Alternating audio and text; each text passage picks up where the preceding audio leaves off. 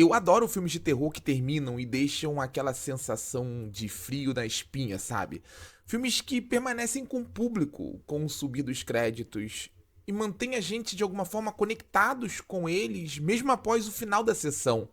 O Pranto do Mal, terror espanhol lançado no Brasil diretamente pela Max, definitivamente é um desses títulos. E eu não estava esperando isso, em hipótese alguma.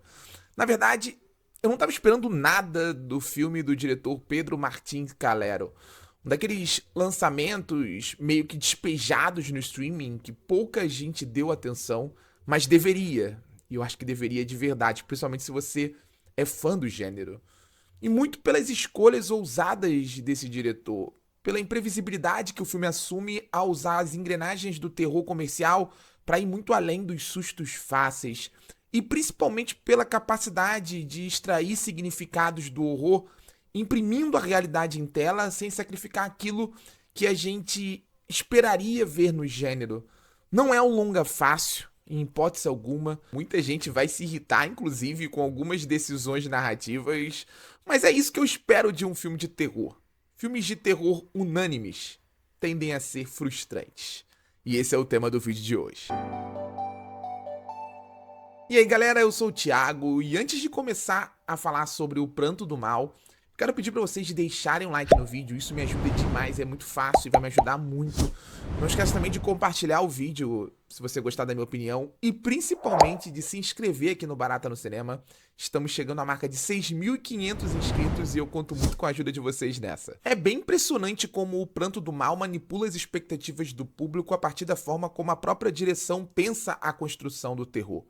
O filme começa com uma pegada 100% comercial, muito focado nos elementos desse terror tecnológico que se popularizou ali no final dos anos 90, começo dos anos 2000, com O Chamado e Espíritos, A Morte Está ao Seu Lado, e foi revitalizado na era online a partir de sucessos recentes, como por exemplo Cuidado com Quem Chama. O Pranto do Mal conta a história de Andrea, uma jovem que faz uma descoberta bizarra envolvendo a mãe biológica dela. E quanto mais ela buscava respostas sobre o passado, mais ela começa a lidar com uma presença masculina sinistra que surgia nas suas chamadas de vídeo com um namorado, e era uma presença bem sinistra de verdade. Assim, você já viu filmes com premissas como essa com toda certeza, mas as escolhas do diretor Pedro Martín Calero levam a história para uma zona bem mais interessante. Primeiro, pela forma sofisticada com que ele usa o elemento tecnológico para a criação do terror. Ele desenvolve soluções visuais que são arrepiantes, mas com apuro estético. A câmera dele encara Andrea realçando a solidão dela, o isolamento, a sensação de impotência que vai ganhando força a partir da construção dessa ameaça. A tal presença em si, como eu disse, ela causa aquele friozinho na espinha, ela é bem sinistra. Mas as coisas se tornam mais assustadoras quando aquele rosto pálido, velho e soturno vai ganhando outras conotações, vai se revelando algo além de um mal unidimensional. O Pranto do Mal surpreende quando, meio que de uma hora para outra, rompe com tudo. Rompe com o tom comercial do primeiro ato, rompe com a construção da história daquela protagonista, rompe com o olhar para esse terror mais preso a um único elemento tecnológico. O filme vira um pesadelo feminino, mais pesado, mais íntimo, mais assustador nos seus significados.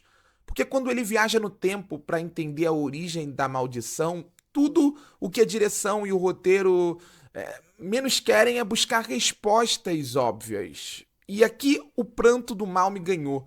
Muito pela forma com que Pedro Calero usa o sobrenatural para criar um terror que nasce da realidade. E sem sacrificar aquilo que a gente esperaria ver no gênero, sabe, o elemento mais frontal da coisa. Os sustos estão aqui, a ameaça segue sinistra, a atmosfera sombria só é mais desenvolvida. Só que nesse processo o filme se dedica a contar outras histórias, a mergulhar em outras realidades e a partir delas ressignificar essa própria presença sinistra. Eu não vou entrar em detalhes sobre a natureza da ameaça para não estragar a experiência de ninguém, mas eu fiquei realmente impactado pela forma com que a direção e o roteiro introduzem silenciosamente situações dolorosas relacionadas ao universo feminino dentro dessa história, sem precisar pegar na mão do público e explicar tudo, sem precisar transformar personagens em vítimas da própria tragédia. Eu sei que o Pranto do Mal faz algumas escolhas que vão incomodar esse público que resume filmes de terror a sustos e reviravoltas. Mas essas escolhas são elas que permitem que a gente se conecte com as personagens e entenda a origem da maldição que une 3 mulheres separadas pelo tempo. E o Pranto do Mal se importa com as suas personagens. Até porque qualquer coisa diferente disso não faria nenhum sentido. Eu acho que até seria uma decisão covarde do roteiro. É um filme que se dedica a contar uma história de horror envolvente que se torna imprevisível quando a gente entende aquelas mulheres. Experimenta o medo, a dor delas, mas também a liberdade e a independência que elas queriam tanto defender. A ameaça simbolizada naquela presença só ilustra, dentro da lógica do cinema de horror, as violências do dia a dia, violências reconhecíveis, violências enfrentadas por tantas. Lembra de Corrente do Mal? Aquele filme sobre um grupo de jovens que vê uma maldição ser transmitida através do sexo? Eu vejo muito desse filme aqui. E acho que tudo isso passa pelas intensas atuações de Esther Exposito, Malena Villa, que tá a cara da Kristen Stewart. Eu falei, caramba, é a Kristen Stewart? Não, é a Malena Villa. E também da atriz francesa Mathilde Olivier. As 3 trazem identidade às suas personagens. Sempre que o filme exige mais dramaticamente delas, elas entregam tudo em cena. Tanto nas sequências mais gráficas, como principalmente nos momentos mais íntimos. Que me deixa até com uma pontinha de frustração em algumas passagens. Porque o Pranto do Mal perde fôlego nessas rupturas narrativas. Eu já falei, eu gosto como o roteiro tenta entender as personagens a partir da rotina delas. Mas em vários momentos ele tende à superficialidade do sintoma quando poderia ou deveria mergulhar ainda mais em questões pessoais que são expostas na trama, mas não aprofundadas. Ainda assim, no fim, esse subtexto feminino se sustenta muito tranquilamente e principalmente pela forma com que, sempre nos momentos certos, o Pranto do Mal se reconecta com o terror frontal, trazendo significados a ele em sequências sinistras e um clímax daqueles que me pegou despreparado, eu tenho que confessar.